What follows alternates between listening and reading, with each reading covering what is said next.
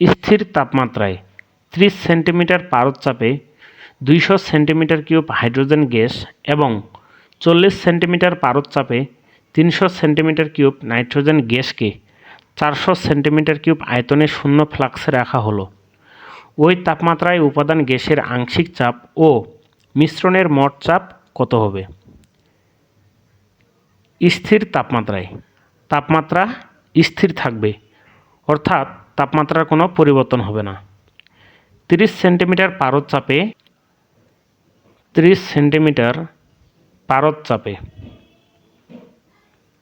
এই চাপে 200 centimetre cube hydrogen gas 200 centimetre cube hydrogen gas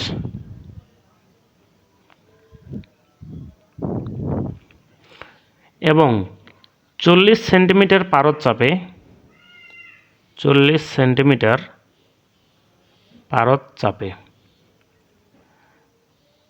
300 centimetre cube nitrogen গ্যাসকে 300 centimetre cube nitrogen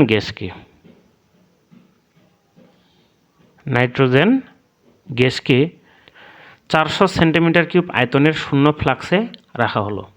এই দুটা গ্যাসকে রাখা হয়েছে 400 সেন্টিমিটার কিউব আয়তনের পাত্রে।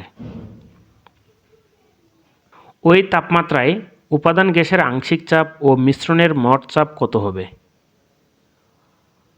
আমাদের বের করতে হবে উপাদান গ্যাসের আংশিক চাপ ও মিশ্রণের মোট চাপ কত হবে। উপাদান গ্যাসের আংশিক চাপ বলতে হাইড্রোজেনটা আগে 200 সেন্টিমিটার কিউব আয়তনের পাত্রে 30 সেন্টিমিটার পারদচাপ প্রয়োগ করত। এখন হাইড্রোজেনটাকে আমি 400 সেন্টিমিটার কিউব আয়তনের পাত্রে রাখলে হাইড্রোজেন গ্যাসটা কী চাপ প্রয়োগ করবে সেটাকে বলা হচ্ছে হাইড্রোজেন গ্যাসের আংশিক চাপ। আমি প্রথমে হাইড্রোজেন গ্যাসের আংশিক চাপ বের করে দেখাবো। হাইড্রোজেন গ্যাসটা প্রথম পাত্রে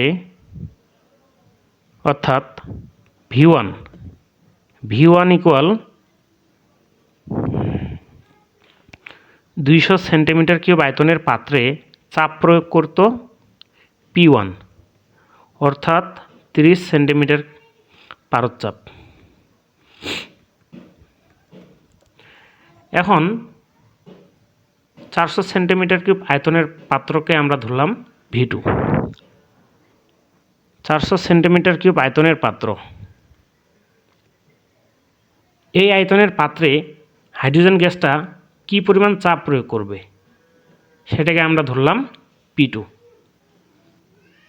আমরা বের করব P2 ইকুয়াল হোয়াট, অর্থাৎ 400 সেন্টিমিটার কিউব আয়তনের পাত্রে হাইড্রোজেনটা এখন কি পরিমাণ চাপ প্রয়োগ করবে। আগে আয়তন ছিল 200 সেন্টিমিটার কিউব, এখন আয়তন হচ্ছে 400 সেন্টিমিটার কিউব। আয়তনটা বেড়ে গেছে, অবশ্যই আয়তন বেড়ে গেলে চাপটা কমে যাবে, তো আমরা সেই চাপের মানটাই এখন বের করব। আমরা জানি বয়েলের সূত্র অনুযায়ী P1 V1 equal P2 V2। যেহেতু তাপমাত্রা স্থির, এজন্য আমরা এটাকে বয়েলের সূত্র অনুযায়ী করতে পারবো। P2 ইকুয়াল P1 V1 ভাগ V2। P1 এর মান 30, V1 এর মান 200 এবং V2 এর মান 400। সেক্ষেত্রে চাপের মানটা হবে